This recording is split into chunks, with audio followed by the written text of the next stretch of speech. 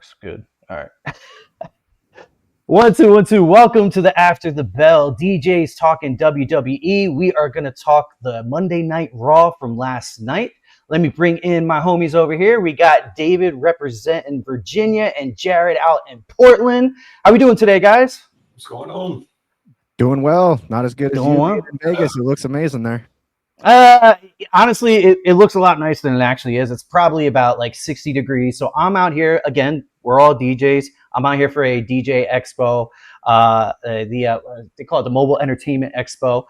So I'm out here for that, for a couple days. But like I said, we're DJs, but we're committed to WWE. So I watched Raw last night from the hotel room, and we're ready to go for today. So just to kind of recap what happened, and then we'll kind of run it down.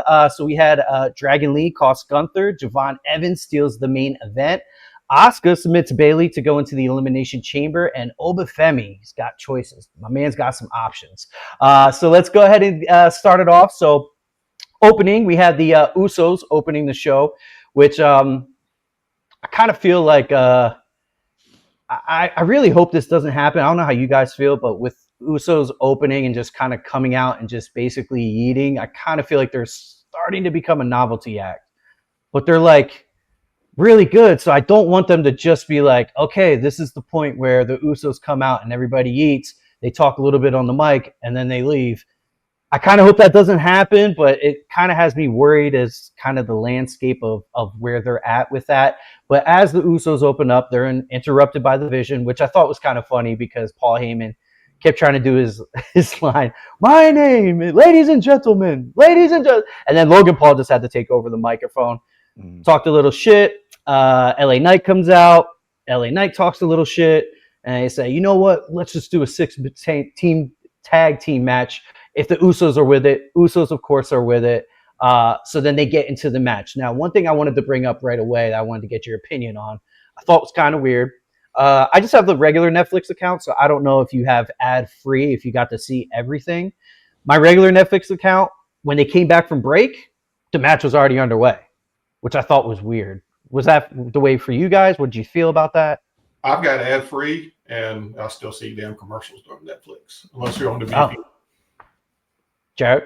Yeah, I have the ads in it. Yeah, I popped right back into it. Yeah, so I just thought that was weird that they started it kind of mid-match. Like they already started, and they're like, all right, we're breaking in, and we're going into it. So you really do like with a VPN, something international with the Netflix. That's when you see all those little interviews and stuff in the middle. Mm-hmm.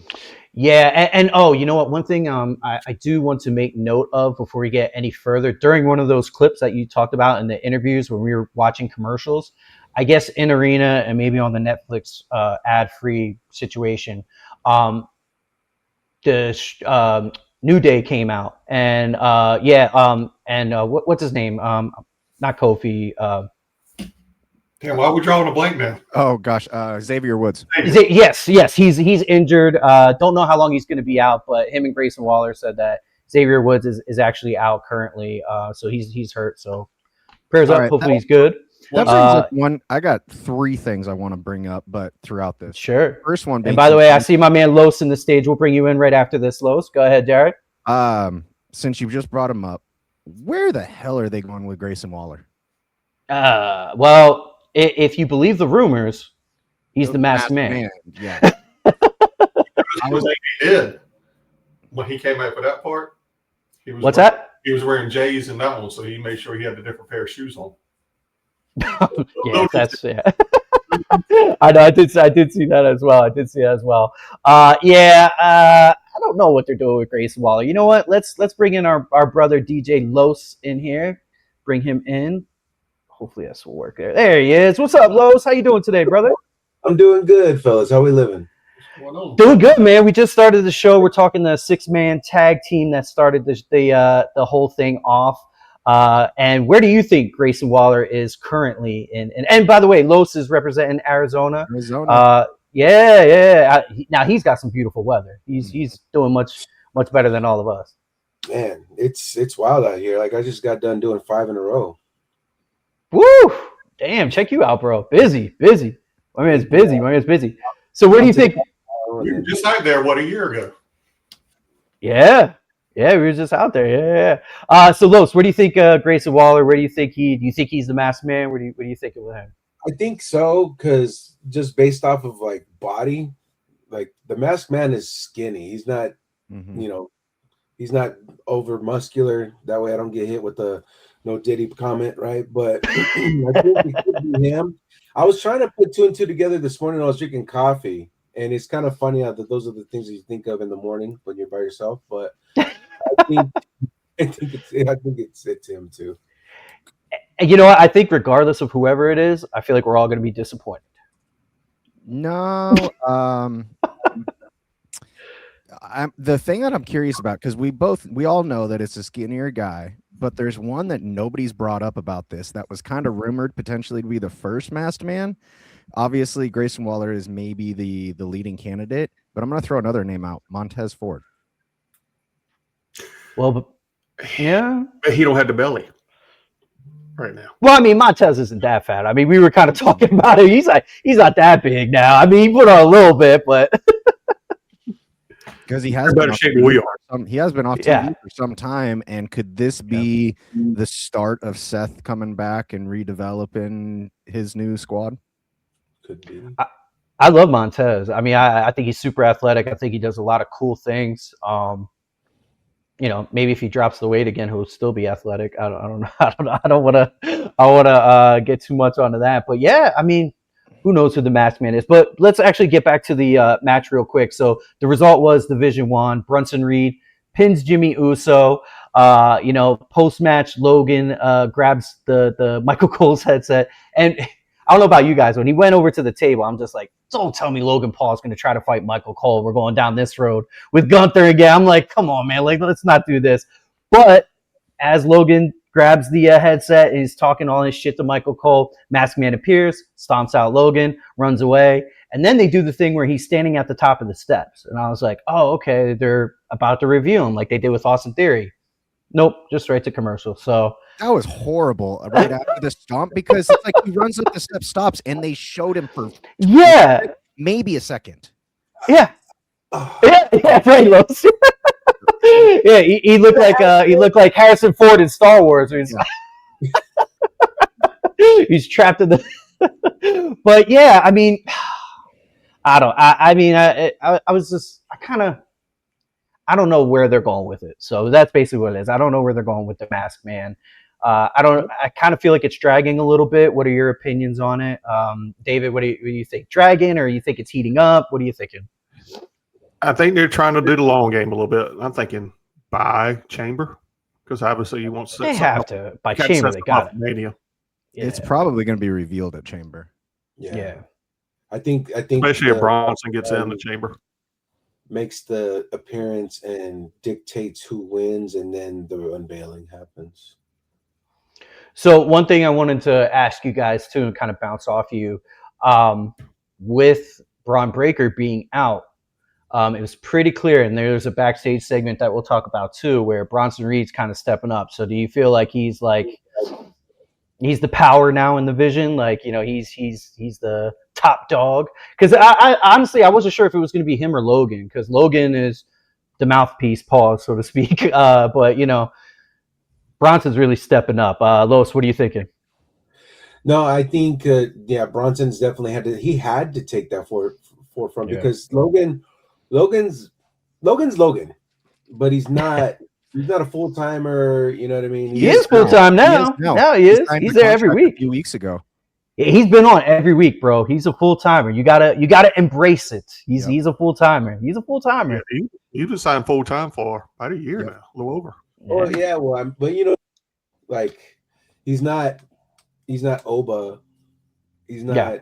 You know what I mean? He's not that guy. Basically, I would say that I would not to go ahead and I'll bring my. No, it is a debate show. Yeah, continue though, Los. Yeah, go ahead. Well, no, I just feel as far as like the core of who's there, like Bronson's been there since day one, so he's kind of just like going up and just, you know, like at first. Oh, you meant like that dude in the Vision is what you meant, right? Yeah. Got you. But yeah, I mean, Los isn't wrong on that aspect. You know, when you put that angle on it, you know, he is still kind of new in the Vision. So yeah, no, I totally get that. Yeah, so that's what kind of went on the first match. Anything else you guys want to touch on with this particular match before I move further? I was going to bring up three things actually. Yeah, One, hit 'em. to Los's point, I believe they're going to push both of them, and the reason is yes, Bronson has been there, proven himself. He can be a top player, top dog there. Logan's got the reach. Logan has the followers, and Logan is a moneymaker. And right now, Creative and TKO needs a moneymaker to be able to draw more eyes in. And so they got to think of it that way as well. He's already had, when you think about it, he's had just as big of matchups as Bronson, fighting Roman, fighting some of these other guys, especially when he was a part-timer. Yeah. So I think of it that way. Now, the other 2 points are, where the hell are they going with Jimmy Uso? He is like an afterthought behind Jay right now. And it is just like Jay's music, Jay's hype stuff, barely on the mic, nothing like that. And I feel like it's just, yes, they are champs, but it's just, where did you go, dude? Like, and it's not his fault. It's like, what are they doing creatively for him? And then the third point I was going to say, LA Knight last night had the absolute best line all year long in the last year. Shut up, you simple-minded broccoli-haired bitch. Broccoli-haired bitch. Broccoli-headed bitch. That was the best line. That was great. That was great. Yeah, no, it was that was an awesome line. And one thing I just kind of want to put out there too, as far as like Logan Paul, and I'm a newer fan, so I don't really know the WWE really without Logan Paul, because I've only really been watching the last 2.5 years. You really got to give him his props, because I'm sure you guys all seen on social media and stuff, the dude just made $16 million off of a freaking Pokemon card, shows up 2 days later, gets stomped out, like he doesn't need to be doing any of this at all. He's going back and forth with Tom Brady the other day. Yeah, he doesn't need to be doing any of this. And he's putting in the work. He's like, nah, this is fun. I love this shit. And I'm like, yo, props to you, bro. Like, I really, Los, you got something to say? Look, you got something. Oh, you muted me, Los. Los, you muted, brother.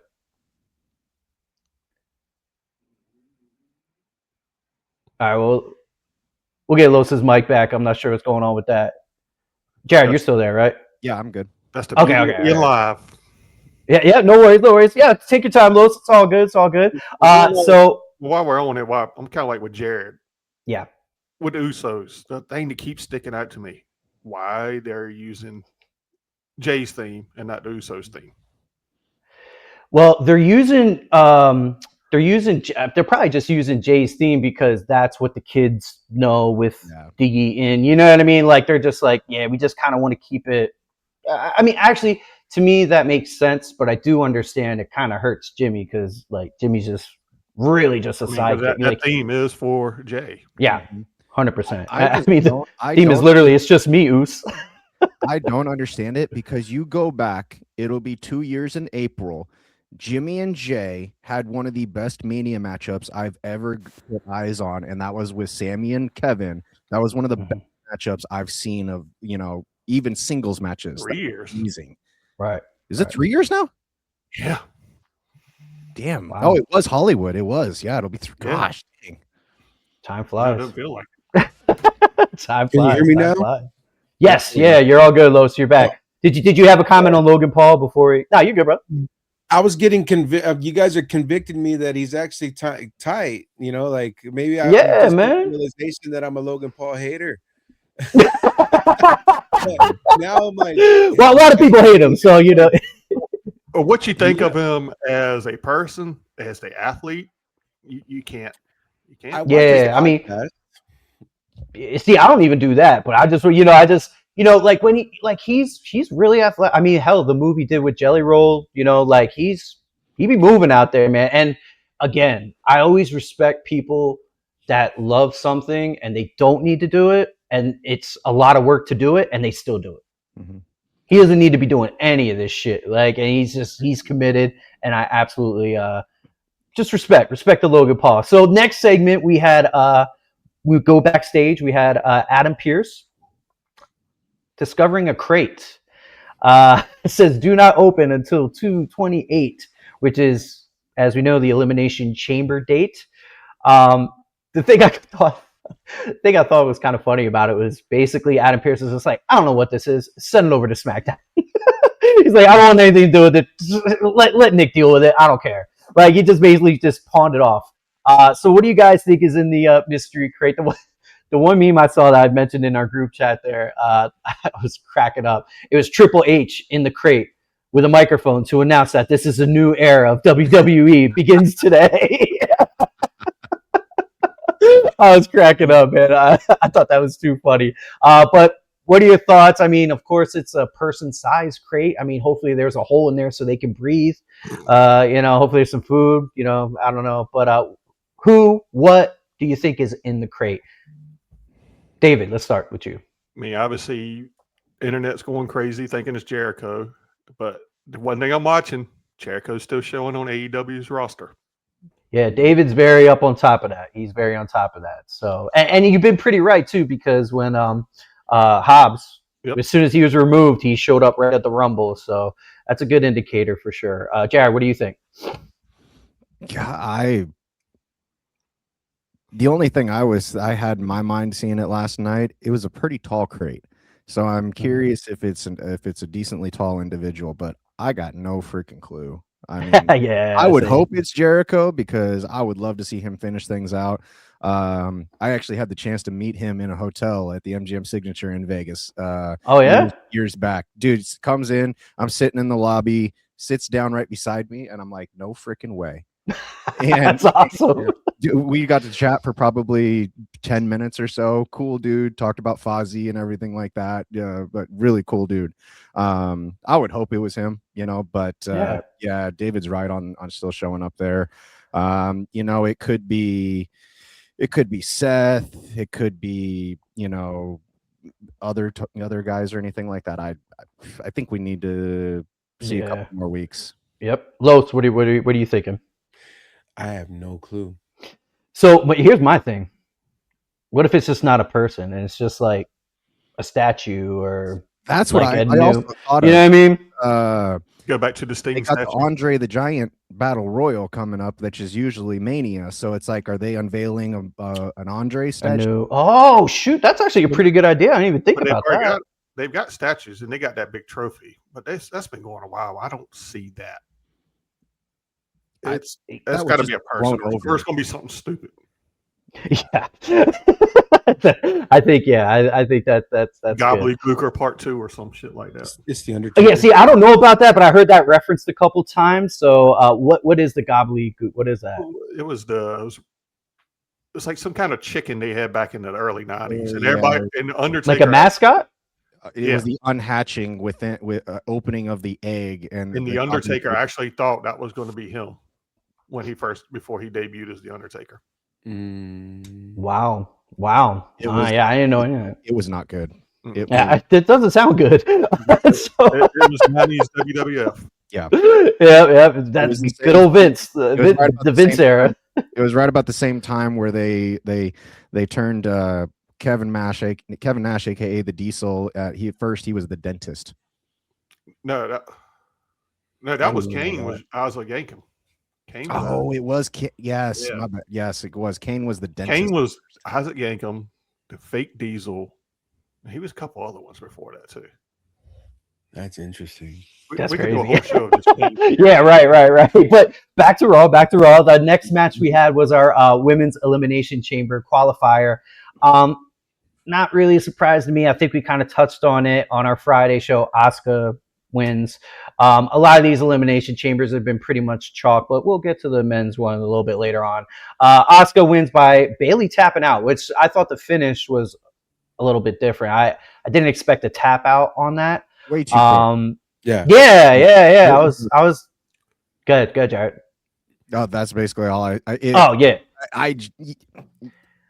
Was Bayley tapping the right call, for the finish with that? What do you think, Jared? No. I could see her tapping. I'm not opposed to it. It was way too quick. Right. It was obvious that the ref got in the ear real quick to be able to tap real quick. It's just like, let him play it out a little bit, go 10, 15 seconds in that hold in that lock and then be able to tap. there's nothing wrong with that. But she had tapped after 3 seconds. Yeah. Yeah. It Low. goes right back to SmackDown Friday night with The tag match. yeah, the triple threat that right there with Zelina Vega bouncing off the ropes and straight walking in and bending over into and like right. Like, yo, let it breathe a little bit. Yeah. Los, what are you thinking? No, I thought the same thing. I thought it was very John Cena-ish, where she just sat there and was like, all right, I'm gonna tap. Like, what's happening? Right. No, I'm in alignment with that. I thought the match overall was solid, though. Yeah. That. Yeah. No, yeah, it was a solid match. I mean, to be honest with you, I don't really care about any three of the women that were in it. I don't know if I said too, Natty was also a part of this match as well. I'm not like super really into any of them, to be honest with you, but I thought Asuka was going to win for sure. David, do you have any thoughts on the match? It's like we already nailed it pretty much, but it's like the referee was there, like the match was going heavy or something like that. Yeah. So the crowd, I think the crowd took a minute. They're like, damn, it's over. Yeah, right. Yeah. And then post match, we have Natty with like, you knew something was going to happen. She's walking backwards up the ramp as she's exiting after the match. Maxine comes out, attacks her, whole deal. So we still got that Natty Maxine thing, maybe for elimination. I don't know what they're going to do with that, but that's still. Do you guys think they need the hype videos right before the match? I felt like they could have taken that time frame and used it for something more beneficial. I don't, and I feel like the only reason they're doing that is literally just to fill time. Mm-hmm. Los, any opinions on Maxine and Natty? I mean, can we give credit to Natty's new character to where like she's got the mean mug down good? I like her entrance. I like the music and stuff. She jumped right in Asuka's face before the bell. Yeah. She's like, her conviction level is just like, okay, cool. Like, we got a new badass. Where she was always like so like lighthearted, no pun intended, where she was very kind, but now she's just a dog. Yeah. And you can feel it in her character. I like how they protected her from the pin too. It was kind of like you knew Asuka was going to win just based off of like Bayley was in the chamber last year. I didn't see Natty's beef being done to where she would be elevated to the chamber. So it was just like, okay, terrific. This is what's going to happen. And it's kind of been like the whole planning process. Like I've been able to kind of see it with the creative aspect, but yeah, it was kind of like a no-brainer. Do you guys feel like Bayley's kind of losing momentum now that, Bayley reminds me of The Miz right now, still able to compete, but is sacrificing herself to put a lot of people over right now and make for quality matchups.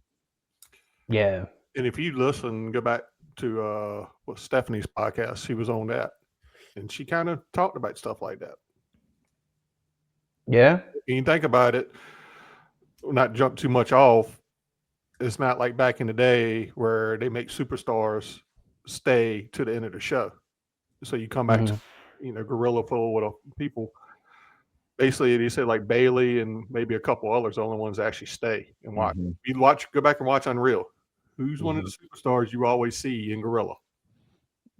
Bayley. Fair point. Bayley, Becky, and Seth.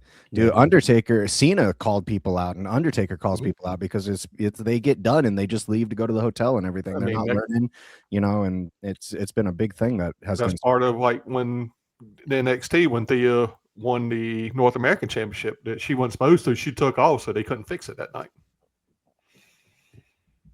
Interesting. Yeah, no, that's a good point there. So that was our women's elimination chamber qualifier. The next segment was one of our favorites here, Oba Femi contract drama. Adam Pearce is just like, hey, I know SmackDown offered you a contract. Trust me, mine's better. And Oba basically has leverage. He has his options. He's the hot girl in high school, so he can kind of pick whoever he wants at this point. But as he turns, he sees Rusev, and Rusev kind of gives him a mean mug. No words, just some straight mean mugging. And basically, Oba is Does he want to go beat up Kit Wilson, a much smaller person, or would he like to stick with Raw and go after the big guy like Rusev? So my question to you guys, do you think he's going to choose Raw or SmackDown? Let's start it with Jared. Well, you know, I already stand on this. I would love to see Oba versus Rusev because I am a Rusev Day guy, you know. Jared, And it looked like the T-shirt was underneath the that's what I'm jacket saying. My there text too. back, Yep. the shirt. He had a Rusev Day shirt on under. Did he? I didn't. did. Go back and look at the clip. I didn't Just see a that little part. bit. Bring it back. Bring it back. Yes. Like, you know, like it's It there. was over. One night, and it will be there. You go back to this entrance, and it will be there the very first night. People will go nuts for that, and that would be a quality matchup, right there. Gosh, I would like to see him on Raw, but with Trick already there, they just got that. They just got Jevon. No, Trick's on SmackDown, isn't he? Trick is SmackDown. Yeah, Trick's on SmackDown. Yeah. But Jevon is on Raw though. You are Jevon is right. Raw. Jevon is on Raw. So it could go back and forth because each one's gotten one of each with Braun out, with Seth out. I could potentially see him lean towards Raw right now just to be able to fill that void for a little bit. And Raw is the bigger flagship show, so to speak. You know, yeah, that would make sense. Lois, what are your thoughts? Oba, SmackDown or Raw? I think he becomes a bigger star on Netflix as far as like, you know, the reach. I think he goes to Raw just based off of two. I keep seeing all these rumors about Oba and Brock at WrestleMania. Too soon. You know, you also have to factor in the fact that Netflix is international.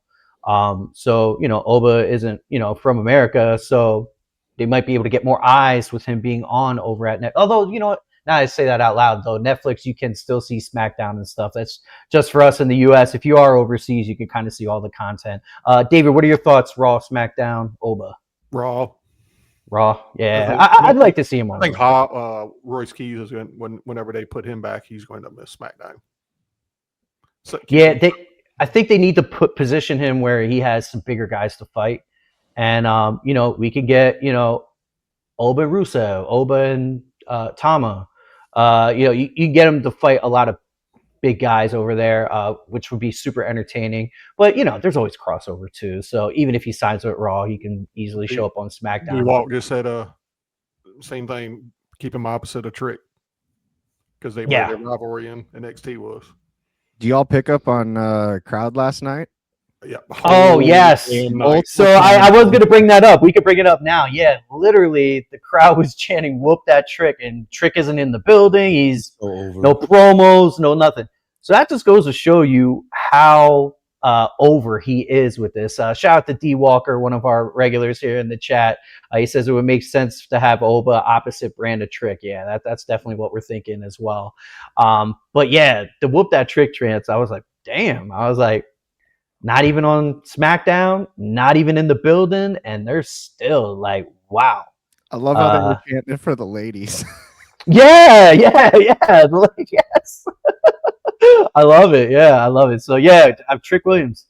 My man is taking over. Yeah, him, Oba. And again, you know, we kind of touched this on the podcast before where it's like, you know, when you have all these mid-carders where you're like, I don't know if they have something, and you know, we have so many people ready to come up that they're good to go. Like, I don't even see why are you even going to waste time on these people, because we have so many good people coming up. And speaking of people coming up, Stephanie Vaquer is one of those, and we had a Liv Morgan sit down where Dominik came out to help with the interview with Michael Cole backstage. Now, this was a tape segment. They get interrupted by Stephanie Vaquer. She says some things in Spanish. Dom is translating to Liv what she's saying, but you can't really hear it. I don't know if you guys got to see the kind of translation on it. They did put that out then afterwards. The translation was basically like, she's like, you've been given everything. Stephanie's saying, Liv, you've been given everything. I've had to work for this. I'm out here for all the little girls that dream to be a wrestler. And, you know, I will take you out if you pick me. I'll show you what a real champion looks like. It basically made Liv cry and walk off the set, which I was like, damn, I really wasn't expecting that.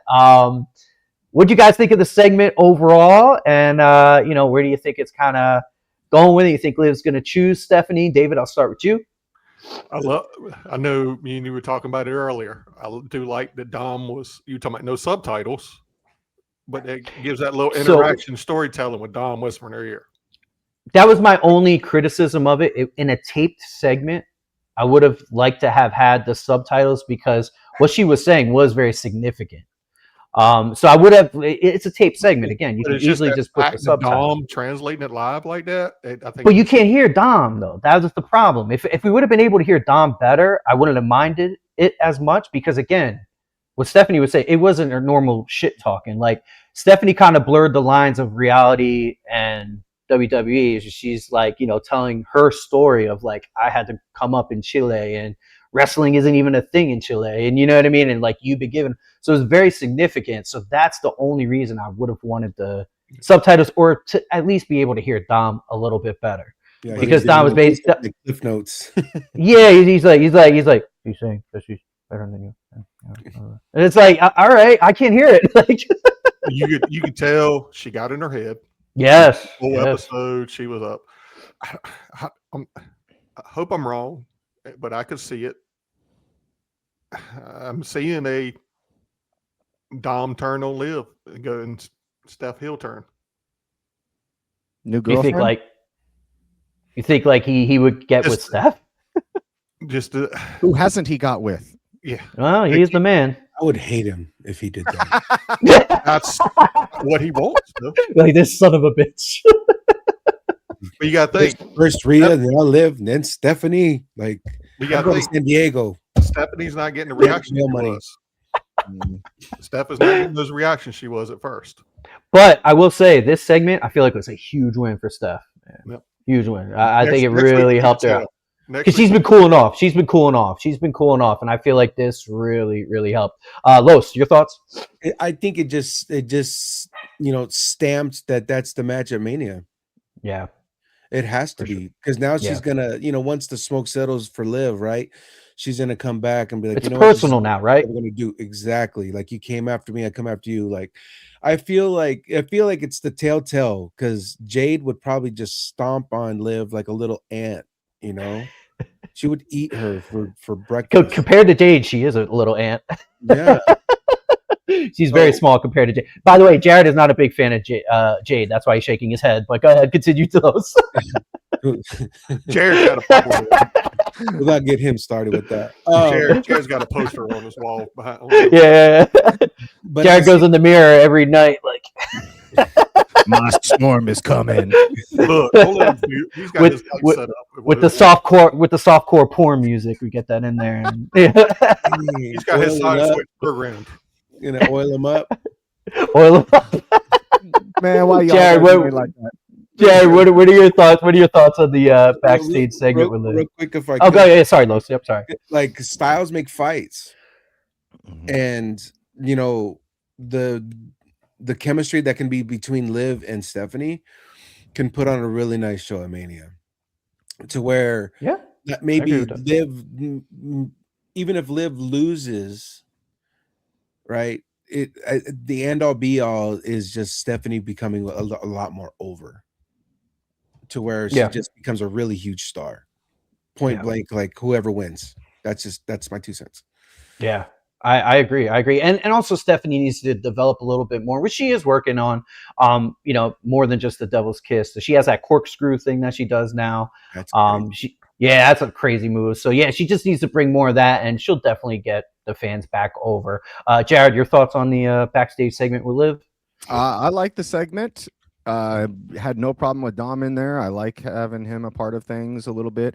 I want to bring up 2 things because I feel like WWE Creative was listening to me on the pod from the other day, and the fact that I made two comments. One was allow some of these international superstars, these ladies, to be able to speak in their foreign language, and they did that for one. But then 2, utilize the Rock Cena situation and utilize social media to be able to help build the matchup or the the back and forth up a little bit more. And so with you guys, with putting this translation on social media, draws attention right there, and you can fill in throughout the week. Good point. Good point. I didn't consider that angle. That's a good point, Jared. Good point. Good point. All right, Jared, you won me over. I guess we didn't need subtitles for it. No, Jared. So next, what's that? I said Jared's onto something. Yeah, man. No, for sure. Well, so next point from Julia the other day. Yes, we were talking about Julia. We were talking about Kiana always being the mouthpiece for Julia, but it's like Julia can develop and speak her natural language and still be a factor. And they immediately 4 days later did it for Stephanie. So yeah, I guess they're watching, so that's a good thing. So hello WWE Creative. So next next segment we had was next segment we had CM Punk come into the ring, talk a little shit about Finn, and then of course the Judgment Day comes out with the return of JD McDonough and Dom. So JD's back. He gets into the ring. Obviously the most talked about moment is the crowd chanting bobblehead. And I go ahead, y'all notice on that little part when the crowd started, he kind of just turns his head and looks at Dom. Don't you laugh. I didn't notice that. David pointed that out to me. I didn't notice that. But the thing that I thought was funny about it, as the crowd is chanting bobblehead, CM Punk kind of stops his promo. He goes, I'll allow it. Like he's like he's being into. He's like, yeah, I'm cool with that. We could do the bobblehead. But yeah, basically, they're just kind of hyping up the Punk Finn matchup. With Finn basically being like, title. People don't necessarily think I can win it or whatever, but I'm here. And Punk basically turns his back and is just like, hey, I know you guys want to jump me. Go ahead and jump me. And it looked like Dom and JD were ready to go, and Finn's holding back. He's like, nope, I got it, man. Like, we're not going to do it this way.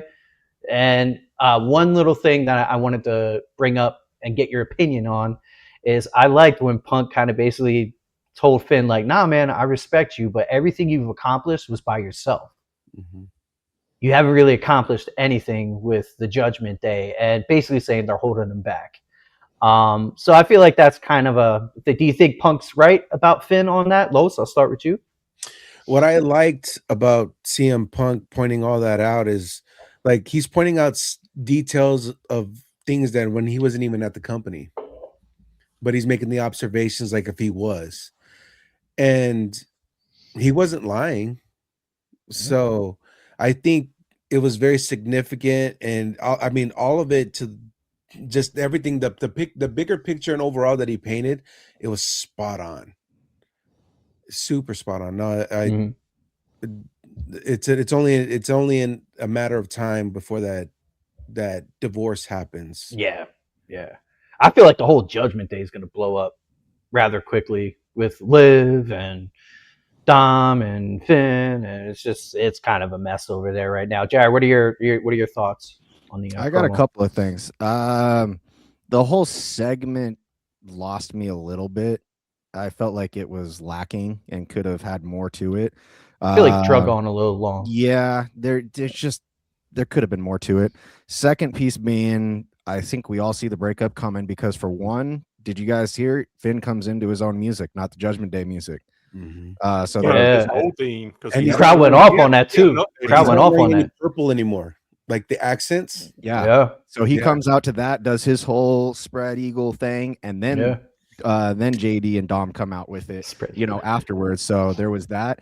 Yep.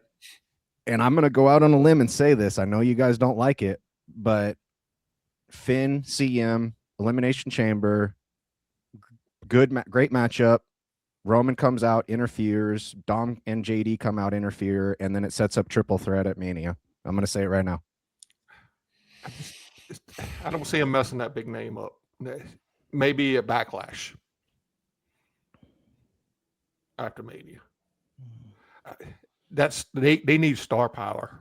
Yeah, I think as far as Finn, I don't think it's necessarily a foregone conclusion that Punk is going to win, because they'll still have enough time where if Finn does beat Punk and get the belt, which again is very highly unlikely, especially being in Chicago. But should that happen, they got enough time where like they could just set up another rematch. Punk wins it back, and we're back to Punk and Roman. Go ahead, David. I can see something like what Jared said, Dom and JD getting involved and costing Finn the match. Yeah, I could see that too. And then there's your breakup, right? Like there's the whole. I can see it. I can see it. All right. So next match we had Penta and El Grande Americano, with the winner earning the IC title shot. I should say we had the result was Penta wins after the OG El Grande Americano comes out to kind of interfere a little bit, get some extra shots after the match on El Grande. How do you kind of feel about this whole El Grande, OG Grande kind of thing back and forth? I mean, we all know it's, Chad Gable and all that, and Chad's basically Chad. You can tell they're Jack. teasing. They're teasing the mask versus mask at Mania. Winner has to take off the mask. That would be dope. But did you see they had the original did one of those little commercial segments when he was up in the stands with Kathy or whoever? Oh, I didn't see that. Actually. So he's like, pop it up. He's like, pardon, my English is not no bueno. Then he cuts the promo in perfect English in Chad Gable voice. That's great. Yeah. Yeah. I mean, well, let's go to the Penta angle here. Do you think Penta can dethrone Dom and kind of get back into it? Now, one thing I did notice, I don't know if you guys noticed, Penta's entrance was even more now. Like because I don't remember all 4 posts being lit up with sparklers on the ring. They always did the overhead shot with the spinning, but I don't remember all 4 posts having the pyro and stuff going with that. So it kind of feel like they elevated his entrance a little bit, at least to me. How did you guys feel about it? Do you feel like he has a shot to kind of dethrone Dom on that? Los? If it's not Penta, then it's got to be Finn, because I could see like at the chamber where the Judgment Day screws with the match, and then all of a sudden now it's Dominik and Finn at Mania. But if that doesn't happen, then yes, I feel like they have to put they have to put something on Penta. Yeah, man. People love him, man. People love him. Without it being with his brother, like, because they already had that.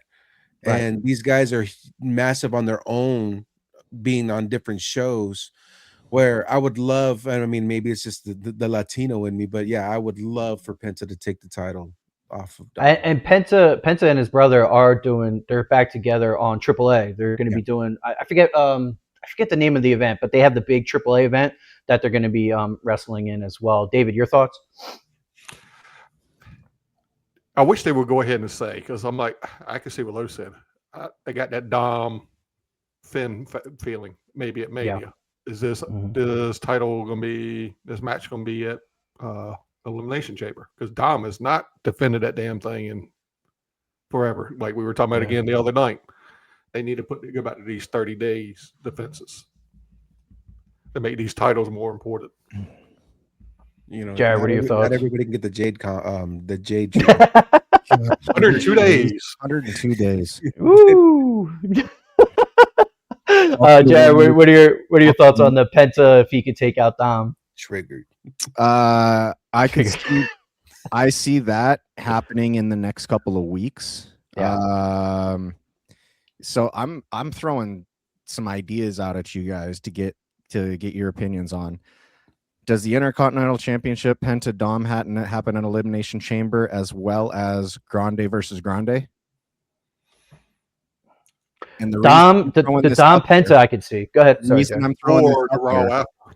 Or the Raw after, yeah, or SmackDown before. Ooh. Well, not the SmackDown before, but because I'm considering Dom Finn Mania. That could set things up to destroy the Judgment Day, but I'm also considering Penta versus Chad Gable Grande at Mania, because that would be a good Intercontinental, because I don't think that they go Mania without the original Grande. I think the Grandes will be at Mania. Because you notice him and Penta had a little interaction in the ring. Yeah, they slapped it up. Mm-hmm. I just thought about this. What about Penta, Dom, night after Chamber or that Raw? Finn gets screwed over at Chamber because of Dom and them. Mm-hmm. Dom screws Finn out. Mm-hmm. Yeah. Or just I enough can to distract him. I think Dom Penta could be Elimination Chamber. I don't know if they would do the Grande at Elimination. I think that might be a Raw after. I'm trying to think. I don't know if that'd be maybe a WrestleMania. I mean, they do have 2 nights to fill up, so that could be a WrestleMania match. I think mask versus mask is at Mania. Yeah, I can see that. It'll be massive. Because they'll be able to continue to build it up at AAA and on the WWE side. And to the AAA point, I was gonna say to the AAA point. Again, I do watch this Saturdays. It's on YouTube. I watch all the AAA matches. El Grande Americano, the fake or modern one, if you want to say, the modern El Grande Americano is super over in AAA. They love him in AAA. So having him on a Mania card would make a lot of sense. So yeah, I can see that for sure. Anything else before we wrap up on this topic? One thing. So for mask versus mask, because he is so over on AAA, I feel that the second Americano beats Chad Gable. You think modern over OG? The modern, yeah, and I could see that too. I could totally see that too for that exact reason. Does the squad, the Grande minis, play a factor? Los Americanos. little mini interference. Man, they're like minion Americanos.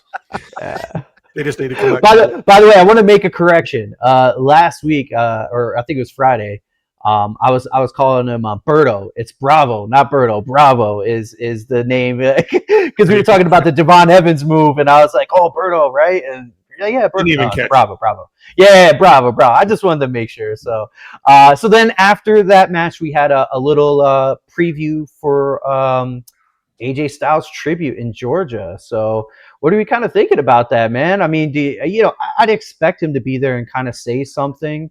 My real question to you guys is, do you think anyone interrupts, or you think Gunther comes out or ruins it, or do you think it's just going to be just a straight celebration, highlights in between matches kind of thing? Jared, I'll start with you on this one. First thing, watching it, I'm glad that they're doing this because he did not get the send off or the build up off that he deserves. Because closure, we need a little closure. We were able to all kind of predict it and see it, and especially you did, Matt. You were calling it days ahead of time. But for what that man has done, he definitely deserves, to get that send off. I'm crossing my fingers. I would love to see one more Mania moment with him, but it's probably not going to happen. But yeah, I could see Gunther coming out and ruining it or something like that. Because I mean, dude, not for nothing, the way they're building Gunther, that would make people hate him even more. Like, and it's gonna happen. Yeah, that would make it. Go ahead, Los. You want to talk about it a little bit? No, I mean, just all the heat that he's been getting already, even from it began with Goldberg and then John Cena, and like he's gonna lean into it. He's the big bad wolf now. He's crushing everyone's childhood, one career at a time. Star at a time. Yeah, so he's definitely going to interrupt it, and it's going to create. Who knows? Maybe it creates like Rey Mysterio's final match. I know, that's what they were talking about. Oh, I don't want to see that. Oh, I'm agree with Lodeck. That's going to be, I think, a setup for him and Mysterio. I think David in text, you told me that, right? Like you're kind of alluding to that. And I think he's going to get extra heat. That's the same arena that Goldberg got retired at. Oh yeah. Oh, that's right. It was in Georgia. He's going to get double heat. He's going to get double heat. Whew. Damn. Yeah, and now that we're talking about it, I almost could guarantee that he's going to be interrupting AJ. Oh man, that's going to be. Whew. All right, so we got that coming up though. Our main event was our men's chamber qualifier. Gunther, Jevon Evans, Dominik. Before we get into who won and all that, we know Jevon Evans won, but one thing I don't know if you guys noticed, but I definitely noticed Gunther's entrance. Big Gunther in the center, and now on the sides, career killer. So his big Tron has Gunther, career killer on the sides, really leaning into that I'm going to destroy everybody and ruin everybody fun kind of thing. Jevon Evans, though, to my surprise, That was all ends of our up getting surprise. ends up getting the pin on Dom. Yep, David did say he did put that out there. He was just like, nah, I think he has a shot. But I was really shocked. To be honest with you, I thought Gunther was going to win this just because, again, how we kind of talked about Gunther and where they're positioning him and all that. I thought Gunther had it in the bag. I thought maybe Dominik was not expecting Jevon. Huge Jevon fan. Super happy he's getting the opportunity. I don't think he's going to win Elimination Chamber, but He'll have a man, viral moment or two. Always does. I mean, by far. I mean, he's He'll be jumping off a pod. Yeah. Yes. Oh, you know he's already playing off the top of the pod. That's gonna be awesome. But during the match, how Jevon got the pin on Dominik, I do want to mention Dragon Lee interferes with Gunther, basically taking Gunther out of the match, which also protects Gunther and his allure right now that he kind of has. Which you did call. You did call that as well. Yeah. David did call that as well. But Jevon capitalizes, pins Dom, advances to the chamber. What do you guys think about Jevon? You think he's ready for Elimination Chamber? I mean, I don't think he's gonna win, but I feel like he's the breakout star of the year so far, man. I mean, he's ever since he stepped on the scene, my man has just been every week there's a move he does or something where we're just like, holy shit, like my God, this guy. Jared, I'll start with you, brother. What are your thoughts on Jevon making it to Elimination over Gunther and Dom? I got no issues with it. I agree. I think he's gonna have a viral moment or two within there, just wow the heck out of the crowd. Because if you think about it, you got Orton. Orton's not gonna do anything completely wow. But oh wait, I'm doing a viral moment right now. Jevon jumps off a pod and Andy RKO's his ass. I knew exactly where he was going. That would be cool. That would be cool. That would be cool. I mean, it's our WWE boners just went up. That'd be cool. That'd be cool. Los, I'm sorry, I didn't mean to cut you off there. No, you're fine. Like, because when you guys started talking about it, because I have the Wikipedia up of all the matches for Chamber, and I'm like, God, you got Randy, you got Cody, which they all, the RKO and the Cutter, they kind of look similar, right, in their own little realm. But then Jevon, like they meet. I could see like a spot where like they do like a double Cutter RKO. Like is it LA Knight or if it's somebody else, where like Jevon and Randy do something crazy like that. But it just makes it interesting for sure. I mean, I definitely don't think he wins, but he'll have those viral moments like you guys were saying, to where he's just gonna get so much more over. And the kid's only 21. It's crazy. It's crazy. I think I text. I was gonna say I think I text in our group chat. I don't think he's 21 yet. Yeah, I think he's turning 21 this year. Like he either just turned 21, but regardless, I put in our group text. I mean, as WWE fans, how lucky are we that we get to see this guy for like the next 20 years? Bro, I didn't get my life together until I was 30. What's this kid doing? I'm just Carolina boy. Yeah, he is. Yes, he is. David, what are your thoughts of Jevon getting in there? And I'm hyped for it. The one thing I would love to see, I just don't see it happening yet. Just imagine if Logan Paul somehow gets in the chamber too. A moment between those two. Oh, just a spot. Yeah, it's gonna come regardless, but yeah, that would Well, be that awesome. means that Bronson wins. When for next week was it Jay Bronson and the OG? I was actually just about to get into that. So yeah, That's yeah. the last spot on Raw, so yeah, Logan won't be in it. Yep. Yep. Yeah, I don't think Logan will be, but we'll definitely get that Logan Jevon matchup for sure. When you have those athletic guys, they always try to get them together for sure for a nice exhibition there. And then Los kind of mentioned it already. Next week on Raw, the qualifiers, we have our women's side is going to be Raquel Rodriguez, Io Sky, and Kairi Sane. Again, I talked about it pretty much every show. I kind of hate these chalk ones. There's zero chance Io Sky doesn't win this. I mean, how do you guys feel about it? I think it's a foregone conclusion. I don't see Raquel or Kyrie even getting close. Asuka get involved to try to help Kyrie, screws Kyrie. And then that could be their split, right? Because that's kind of been working. Jared, what are your thoughts on the women's qualifier? Raquel, Io, Kyrie. Raquel, Io, Kyrie, Asuka definitely interferes. I could potentially see Liv coming out on Raquel's part. But then is Rhea going to come out? And then all of a sudden we're looking at like a tag team thing, Nah, Asuka is my odds, higher percentage, I think, to come out. That I think they're going to see that. I'm back and forth because I could still see those two being a part of a big tag team match at Mania.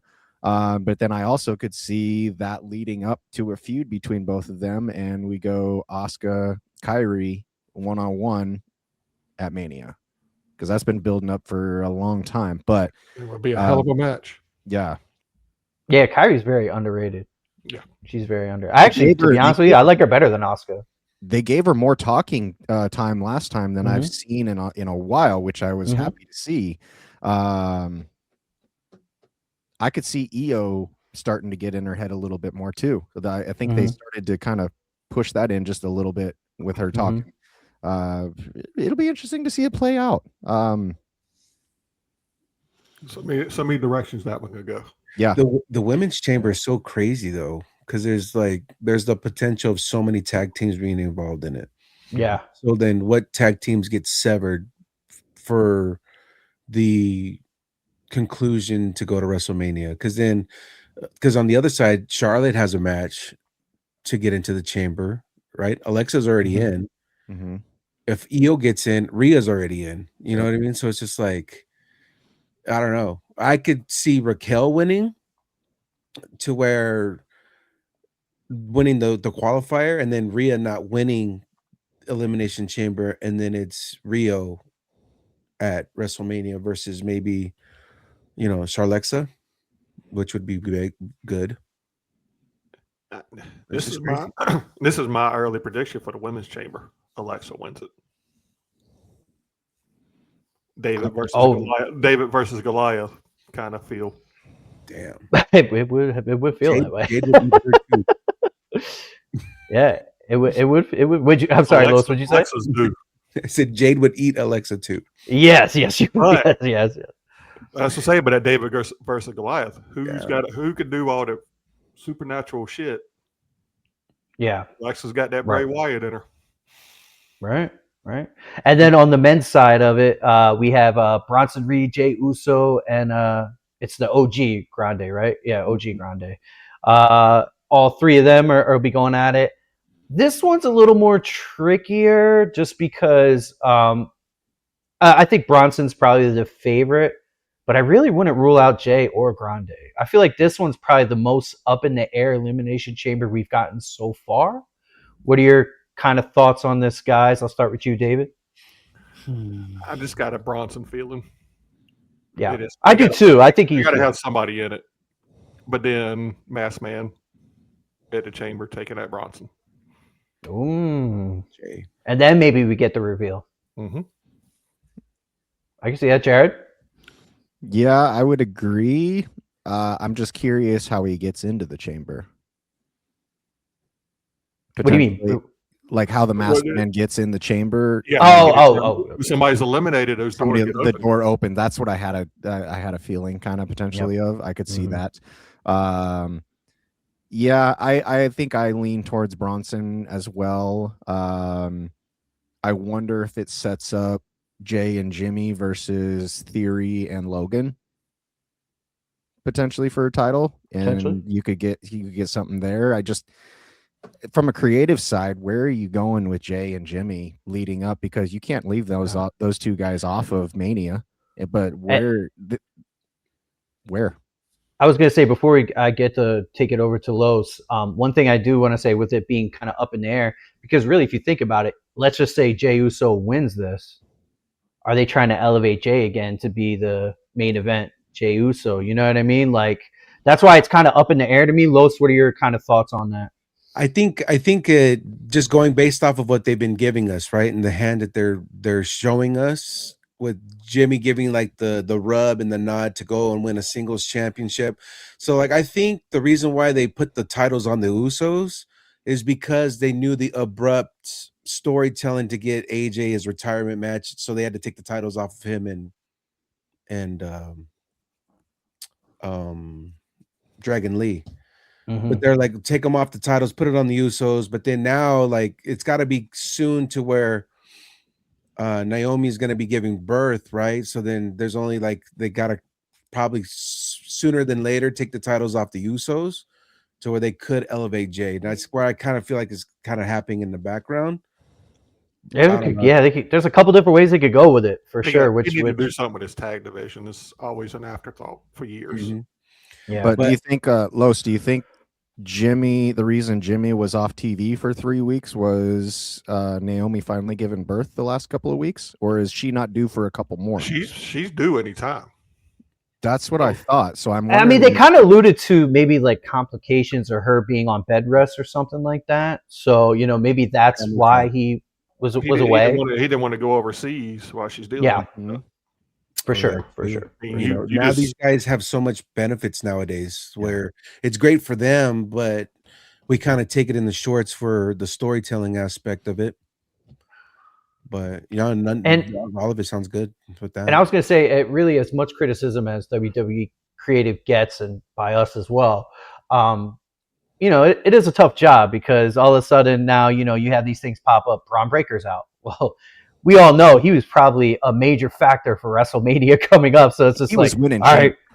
Yeah, it's like we gotta shift everything around and jumble everything around. So a little credit to WWE creative for trying to keep it all going.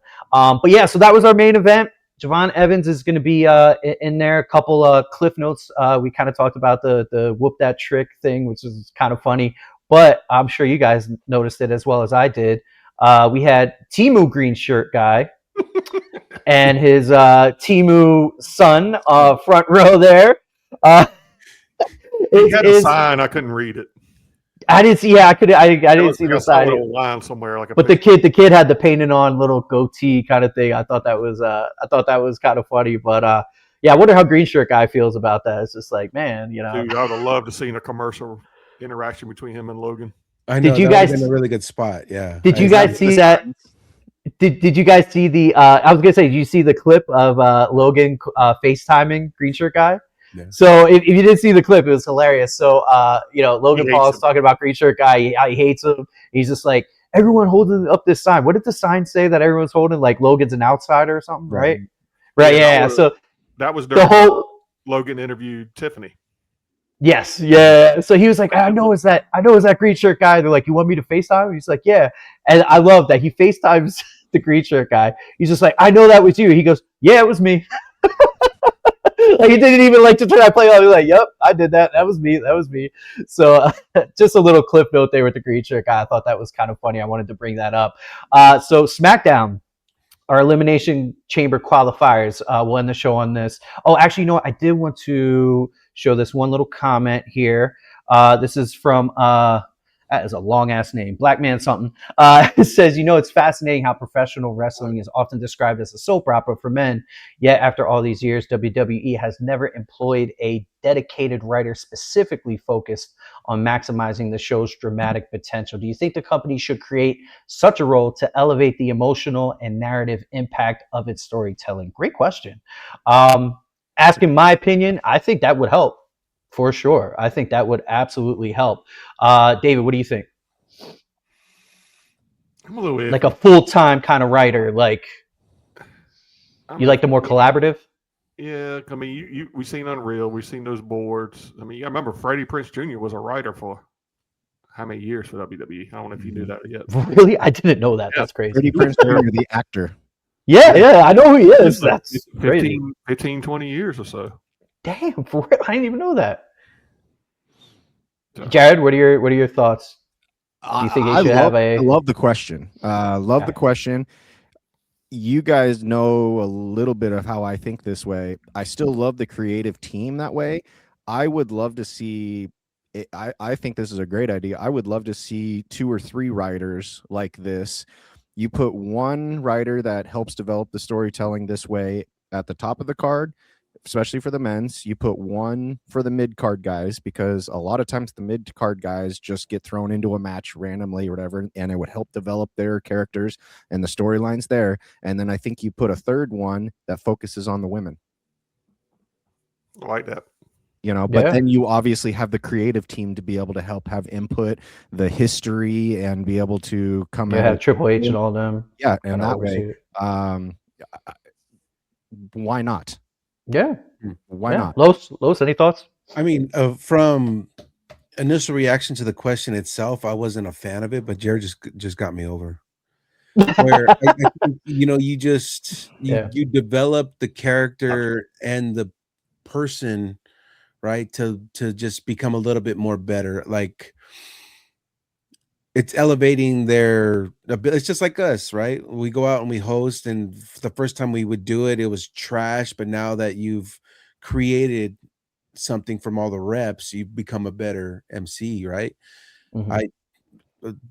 Jared's spot on. I love it. Yeah, awesome. You make a great point, because us 4 right here, how many of you guys have created a character of yourself to be able to be that DJ, put yourself out there as that MC? And how many of us are different when we're sitting in our offices right now? Oh yeah, 1000%. For sure. Like, it's me being on and then just be me.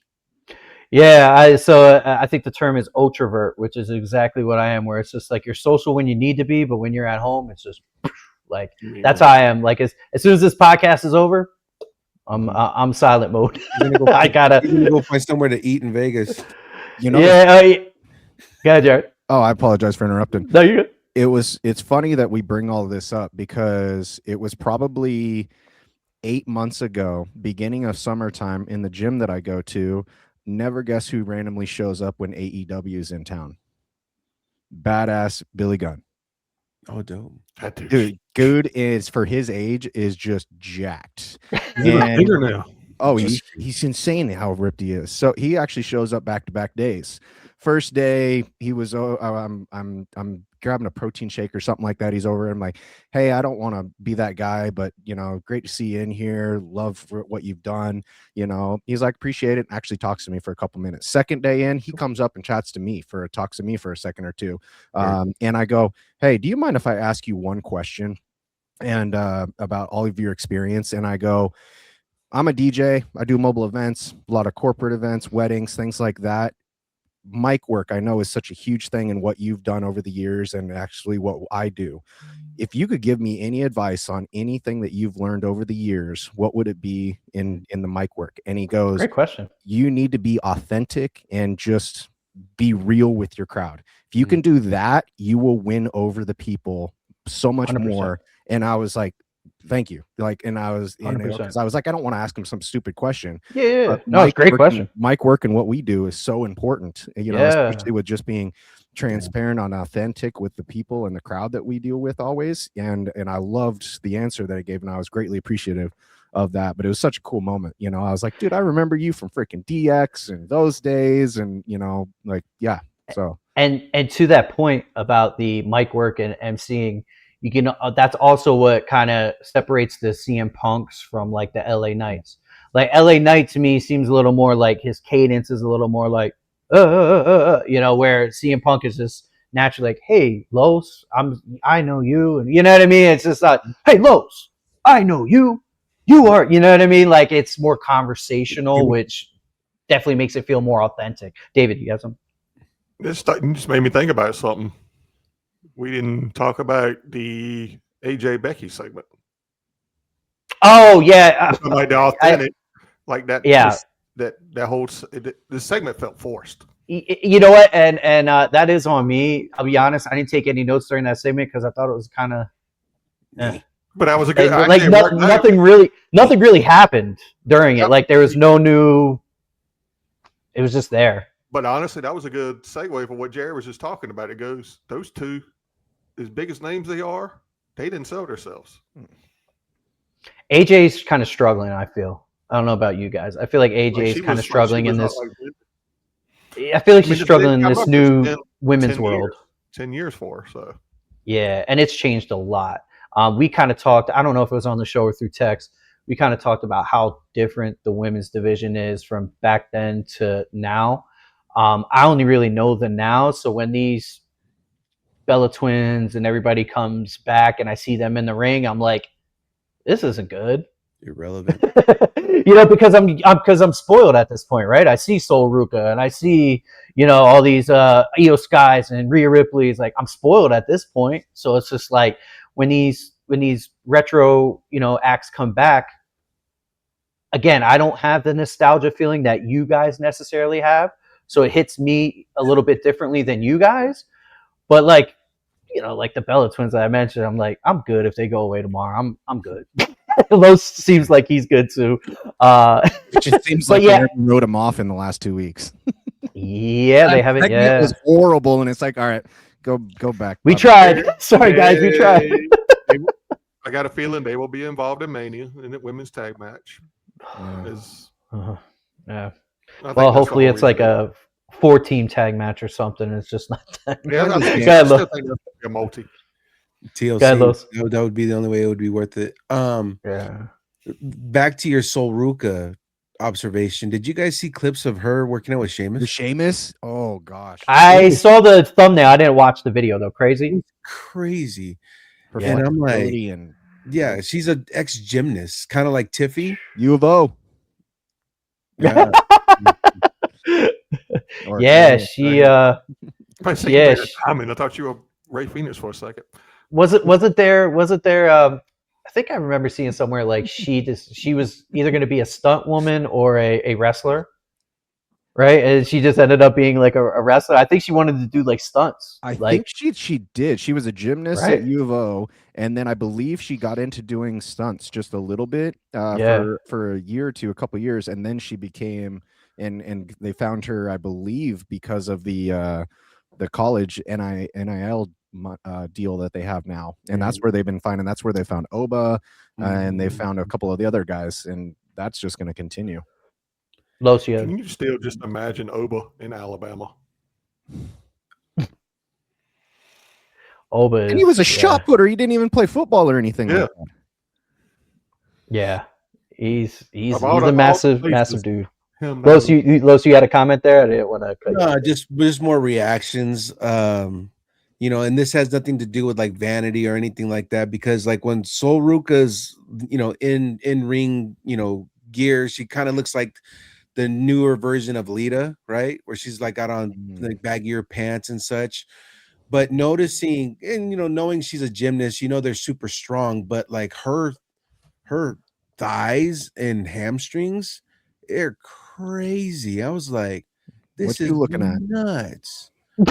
Well, you know, not to be. It's like a workout video, Jared. I mean, she's working out. I get it. I had like, to. I'm not like gawking over Jade or anything like that, Jared. But you know, but no, just going based off, it's like, dang, you just the appreciation of the athlete is basically my angle, to where you know, the talent pool that WWE has now today is crazy. And now that when they're bringing back these divas that are past their prime, they can't keep up. They can't keep up in the ring. They can't keep up on the mic. Yeah. You know, and the Bella Twins is just irrelevant. No, it's a great point you make, because think of the athletes that they have. Sol being a gymnast. You've got Naomi, a former NBA cheerleader. You got Bianca as a track star. You got Lash Legend, the WNBA, player. And I'm sure EO's super athletic. Yeah, they're loaded. Yeah, and then when you kind of get those girls in the matches with the older divas, and the one thing with Io that sticks out from Unreal is that 5-minute handstand exercise she does. Yeah. Oh yeah, it's crazy. Oh my god. Yeah, the Io. Yeah, I saw that. That was nuts. So I don't think we didn't talk about the Elimination Chamber qualifiers for SmackDown. We got Carmelo Hayes, Damian Priest, Trick Williams. Now, we talked about Trick, the whoop that Trick chance. I think at this point, Trick's probably the favorite. I thought Damian when it was first, but I think at this point, I think it's Trick's to lose pretty much. Los, what are your thoughts? Definitely not Damian, because he was in the chamber last year. Carmelo will probably defend the U.S. title at Mania. And Trick we were already, just like you said right now, he's so over. He has to win and go to the chamber. And, like the spots between him and Jevon too, like it's it'll be and not for nothing, the spots between him and Melo I think will be really dope for Friday too. Yeah. I think they'll have What's that, Jared? The Trick Mello gang from back when they were a team. I could see them teaming up together for a second to beat Damian down, but then those two going at it. But yeah, I gotta switch my prediction from the other day. I know I had said Damian, but after seeing the crowd again and he wasn't even in the building. He wasn't even in the building. Even in his show. With them taking Jevon from Raw, I think Trick is going to be the one from SmackDown that goes in with the new guy. And Damian, they'll probably figure something with him out, maybe. Yeah. And then Melo with the U.S. title. I would, before I take it to David, I would like to see like a Damian and Oba matchup. I think that would be awesome. I think they're gonna book like the 200th match with Alistair. Yeah, I'm so over that. I'm so over it. But David, what are your thoughts? Men's qualifier chamber. I just got that Trick feeling also. Yeah, I think it's. And then Jevon got history in the NXT too, so. Chemistry. Yeah, I think that's going to be a foregone conclusion there. And then our women's, we have Charlotte Flair, Nia Jax, Kiana James. This is, again, a little chalk to me. Charlotte, I'm sure, will win this one. Maybe Nia. No shot for Kiana. Kiana's coming up, though. I don't want to bash her like that. Like she's coming up. I just don't see her. Yeah, I don't see her doing too much. Jared, we'll start with you. What are your thoughts on the women's qualifier? I agree. Odds are Charlotte. But after Kiana's performance in the Rumble, I would potentially like to see her in the chamber. Since they're given a couple of the young guys that just got called up an opportunity in the chamber. Maybe. I feel like she's done enough on her own yet, though. That's the only thing. She hasn't done enough on her own. No, but when do you give her the chance to? Do you have to have a feud between her and Julia first to be able to have that opportunity, or? Well, yeah, I don't know if that necessarily has to be that. I think she just needs to wrestle some more matches because, I mean, honestly, I think I can only recall maybe 3 or 4 that she's done. I remember that first one she got, was it Michin, like knocked her out in like 10 seconds. Remember that? Like that was like her first like solo match, and she was done in like 10 seconds. So I just don't think she's. I don't think she's, put it this way, I don't think she's a big enough name to book for something like an Elimination Chamber. Raw, SmackDown, yes, keep building her up on she's actually SmackDown. Keep building her up with the different matches. But once she starts wrestling and like getting into feuds with, I don't know, but let's just say like Charlotte Flair 101, once she starts wrestling those types, then she can be elevated because she has stepped up over the last couple weeks. If you would have brought her up a month ago to me, I would be like, get rid of her. She's a waste of time. Like, what are we doing? Isn't the other thing, isn't she pretty fresh off of that knee injury still? Because I see her with the brace all the time, or was that a past I don't injury? know. Yeah, at that, I don't know. She David? hurt with that when she was in NXT. So when she first came to the main roster, I think she was originally supposed to help Pierce out on Raw. That way they kept her on camera. Yeah, I think she hadn't wrestled for a while, even after she was on camera. So the knee injury is more recent?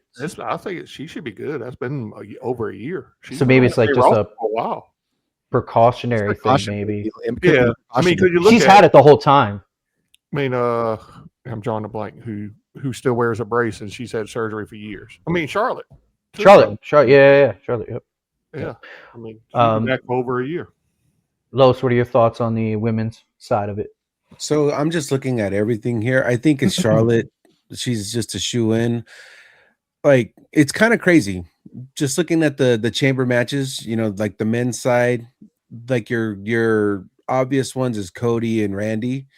But even like LA Knight getting a little nod, right? That's a little out of their ordinary. You got Jevon, you know, most likely Trick, most likely Jay or Bronson, which is like some new fresh blood.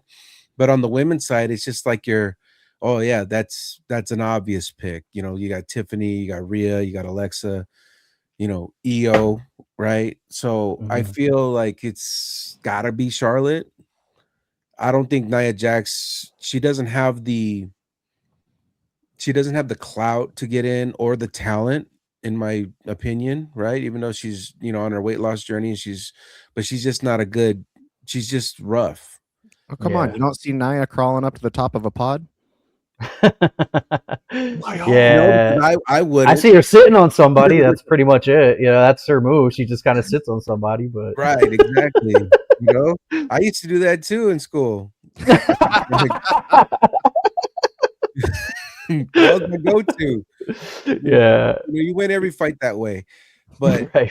You know, just like Matt was saying though, like Kiana doesn't really have like the experience to get that win. If she did happen to sneak one out one way or another, though, that would be like the one that they're trying to really build up. Oh, that would elevate. Yeah, that would elevate her huge. So you make a good point there. Is potentially Lash gets involved, Lexa gets involved, and screws each other with Charlotte and Nia. Kiana sneaks one out potentially. Yeah, there has been that feud for a while, but odds are probably not. But I've seen more surprising things in the past. You're not wrong. Yeah, no, definitely. All right, guys. Well, and one little note for Friday is we got Oba fighting Kit. And this time it's official. I like how they're calling it a grudge match. The toxicity match. So you know, it'll get a few shots in there, but that they got to build Oba more. All right, so over under 2 minutes. I'm going under. I'm going over just because he's gonna run around the ring or something. He's gonna run. Over under. It gets thrown 10 feet in the air. Yeah, pretty much. Yeah, he's gonna go over his head and then under when he gets pinned. I'm gonna put a bet in for under 2 minutes for sure. Look what he did to the Tomb Raiders. Yeah. I love Los. War Raiders. Yeah, War Raiders. Yeah. Counting entrances. Los, I had not thought about this, but I would love to see it. I don't know if it happens, but I like your idea of Brock versus Oba at Mania. That'd be cool. It's going to happen. Cool. It would be massive. Because the other rumors is LA and Brock. That's the other rumor. Which would be ridiculous. Like, we need to throw that out. Yeah. Jared. That's ridiculous. What you got? Raw contract. His contract's better because he gets a match with Brock at Mania. Oh, and they kind of planted the seed at Rumble, right? Where they both kind of faced off for a second there. You know, they kind of planted the seed at Mania. And here's the other thing. Rumble. What's that? Didn't Oba eliminate him? Oh, sorry. Let's go ahead. No, you go ahead, brother. Go ahead. I was just saying, didn't Oba eliminate Brock? Nah. Yeah. No. It was. LA, yes. No, they That's why- screwed it up because they went to freaking. Yeah, because Jey Uso was doing and then Brock. Who eliminated Brock? I don't remember. I think LA did. Yeah, I think you might be right. I think David. that's yeah, right. actually, over the rope. Yeah. Brock eliminated Oba. D-Walk said. Oh, D Walker said Brock eliminated Oba. But yeah, so we kind of had that seed's already been kind of planted there. So yeah, Brock and Oba would be dope. Because those are Easter eggs, right? And the other Yeah. Easter egg ever since Jade arrived is the Easter egg of Charlotte and Jade. How they've always just like when they've been going, one's leaving the ring and one's coming down, they kind of just look at each other like one day it's on. Like, yeah, I and could that would see be a hell of a Charlotte winning matchup. the chamber. Oh, you know what? Damn, I didn't think about that, Los. That's good. Ah. Cody and LA eliminated Brock. Yep. Awesome. All right, guys. Well, that's going to do it for this episode. Anything you want to touch on before we jump up out of here? David, I'll go around. David? Matt, I think we're going to add a little spot between me and Jared to get you up to date on stuff. Yeah. Yes. All right. So how do you know how the Judgment Day was formed? Who the original members were? No. Who would you think? I mean, I know Rhea was part of it. Rhea, Dom, and I mean, honestly, Rhea's the only one I know that was no longer part of it, but was at Rhea. one point. Oh, and Damien, right? Damien was in it too. Those are the only two I know that were in it. The originator? Edge. Edge. Okay. See, Mhm. I'm unfamiliar with Edge. I don't watch AEW. So he was the one that formed it. Yep. Mhm. Okay. We need to start Gotcha. Matt off with like the Attitude Era. Bring him back. Yes. And Yeah. When we Los, we were kind of talking about this.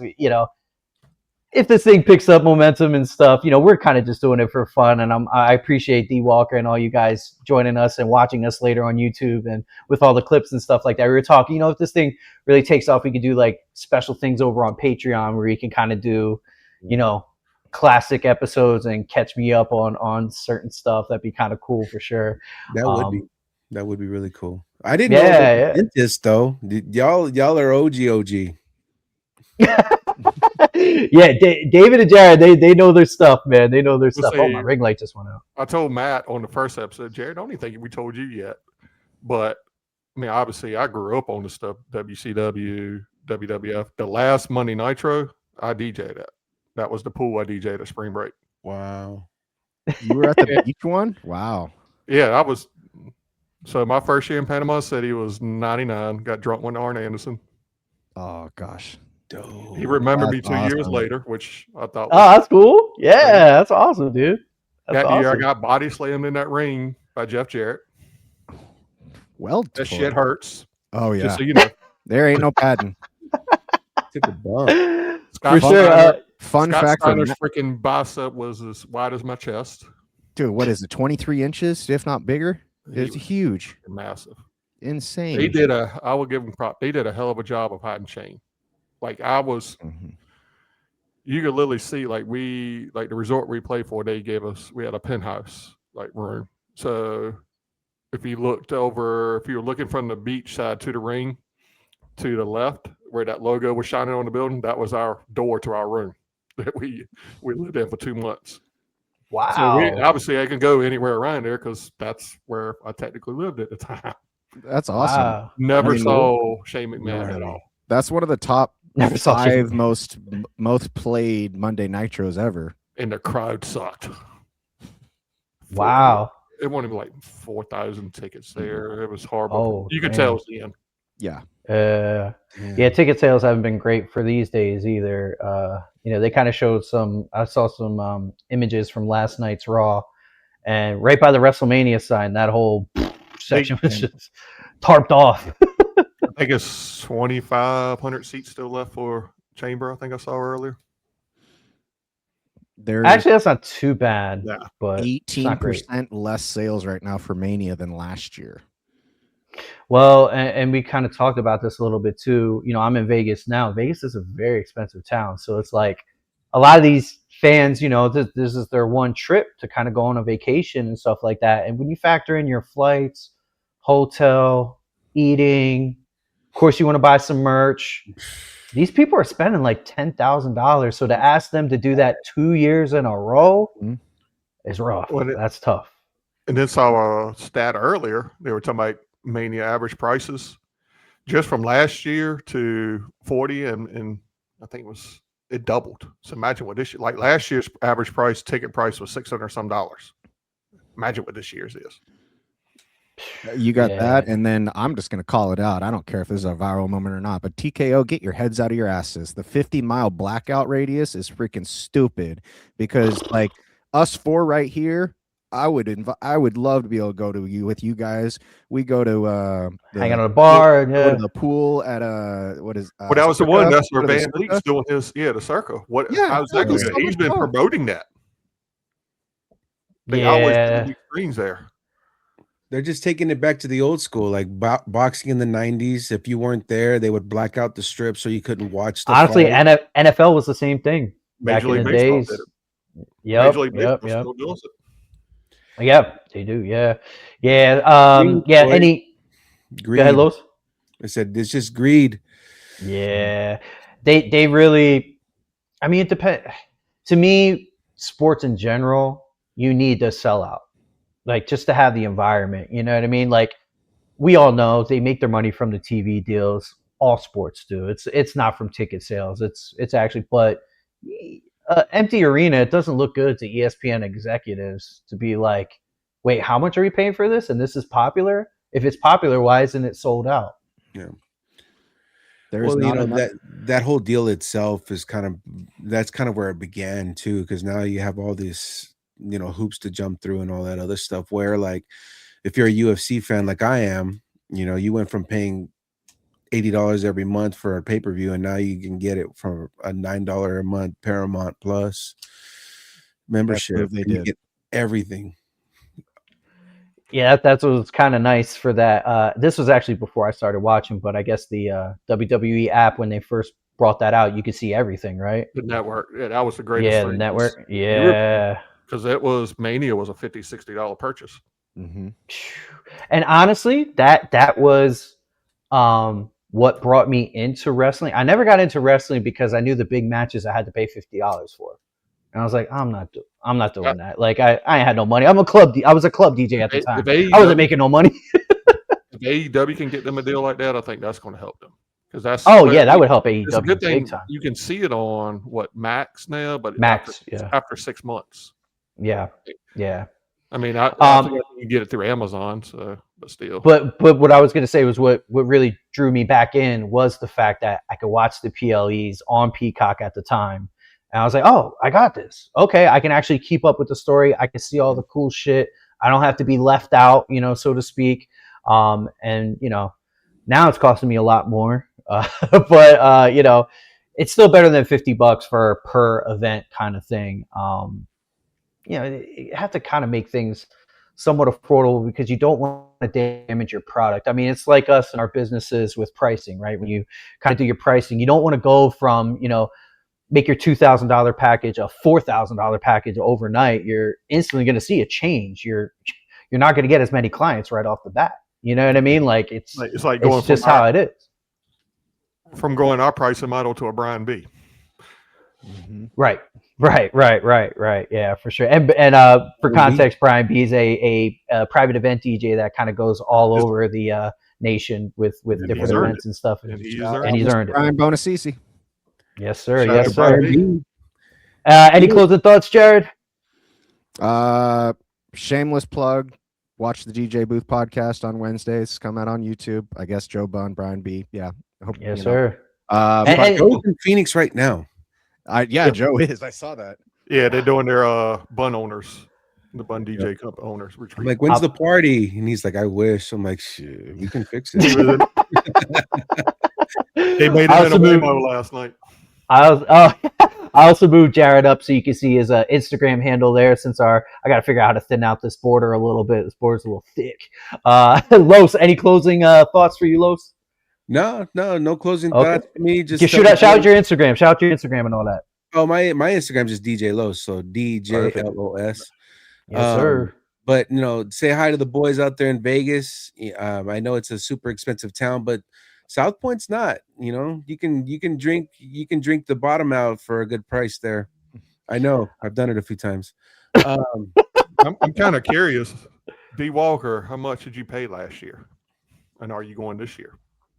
Oh yeah, let me put that comment up. I actually missed that. So D Walker said, "I'm embarrassed to admit how much I paid for WrestleMania weekend this year." Bro, Yeah, don't did be you go embarrassed. last year, Walker? Don't be embarrassed, because that's a memory you will have for a Yeah. lifetime. There's Yeah. some of those memories that, like, they're absolutely worth it. But one thing while he answers, I just want to say thank you guys, especially Walker and the other guy who with the big long name that chimed in. Thank you guys for the comments. Yeah. This is just fun for us. We love talking this, and we appreciate you guys. So more of you guys, hopefully you guys will tune in and chat with us and comment and everything like that. Subscribe to everything, but we appreciate it. Definitely. D Walker, do you want to say what you paid last year and this year? We were just a comparison. You don't have to give us exact numbers, but how much more this year was last year? I would like to know that. I do know our. Yeah. This year, oh man! All right, let me show this.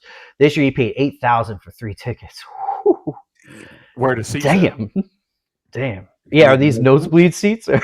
I bet you they are up there. One of our homies in the group chat on Instagram over there, DJ Juggy, he actually goes to all the manias. He'll actually wait. He actually just goes without a ticket. He said he paid last year. He paid $5,000 increase. Is that for both nights or one night? I would assume that's a 2-night ticket. I would assume so. I think that's I hope so. I thought they said they're doing 2-night packages. Yeah. But yeah, so my buddy Juggy, he went last year, but he always waits till like literally maybe an hour or two before the gates open to buy his tickets. And because he doesn't care where he sits.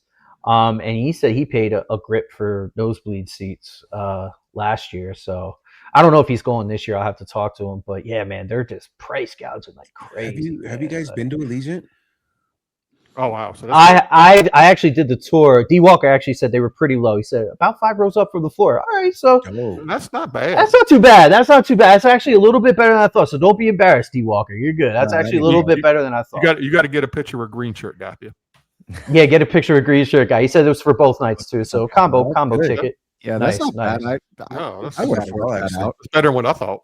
Yeah. So I'd imagine if they're 8,000, 5 rows up from floor, you probably figure your upper decks, you're probably looking at about 700-800.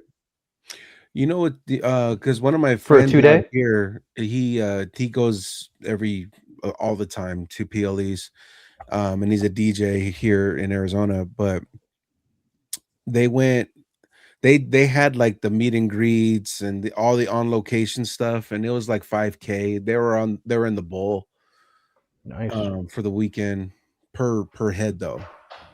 Wow, yeah. And then he went to John Cena's last match. Oh, dope. And that fool brought me a cup. I actually drink out of it because I'm like, I'm gonna use this thing.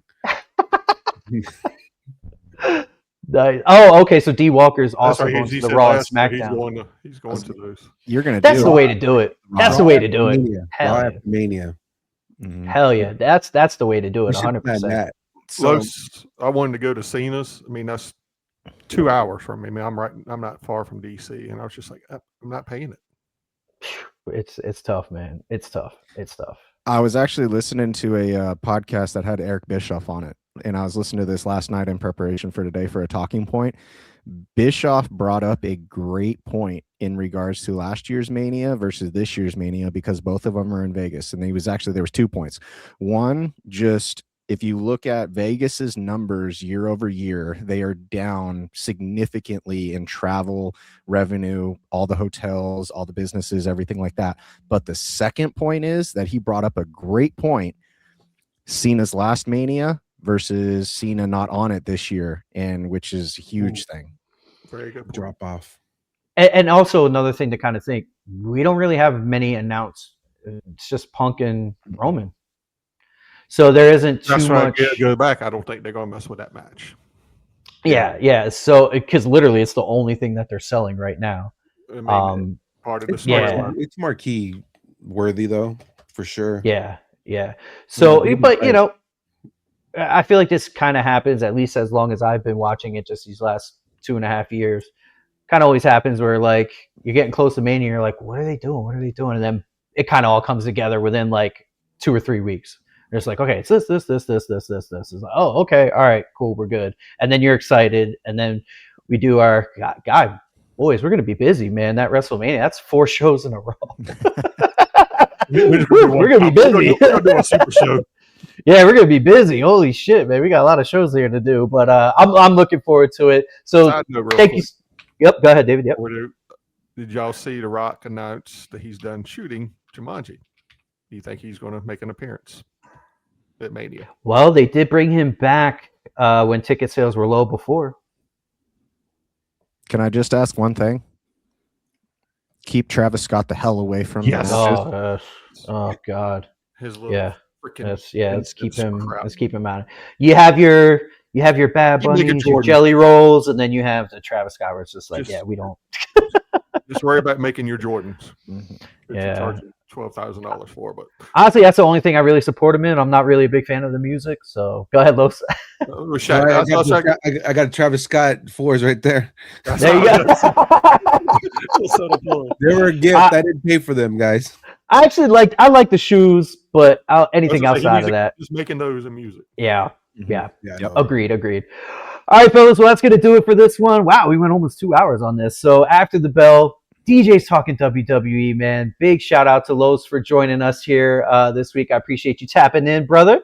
Hopefully we see you again. Of course, we got David, Jared. Make sure you follow everybody on socials. Like, comment, subscribe, support, share. Yeah. Tell all your friends about it. You know, we're just having a good time with this. DJ's talking WWE. Until next time, thank you guys so much. We'll see you after SmackDown. Later, guys. See you guys. Later. All right.